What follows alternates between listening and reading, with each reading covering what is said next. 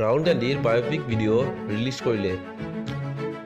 লোকসভা ইলেকশ্যনৰ বাবে কিছুদিন বাকী আছে আৰু এনে পৰিৱেশত ডাঙৰ টিভি স্ক্ৰীণত পলিটিকেল ড্ৰামা ফিল্ম আহি আছে। এতিয়া খবৰ আহিছে কংগ্ৰেছ অধ্যক্ষ ৰাহুল গান্ধীৰ জীৱনৰ ওপৰত বায়োপিক ফিল্ম বনাব আৰম্ভ কৰিছে। এই ফিল্মখনৰ নাম দিছে মাই নেম ইজ ৰাংগা। ৰাহুল গান্ধীৰ ওপৰত বনোৱা ফিল্ম ট্ৰেইলাৰ ইউটিউবত ৰিলিজ দিছে। এই ফিল্মখনৰ পূৰ্ব প্ৰধানমন্ত্ৰী ইন্দিৰা গান্ধী হত্যাৰ ওপৰত আধাৰিত হ'ব।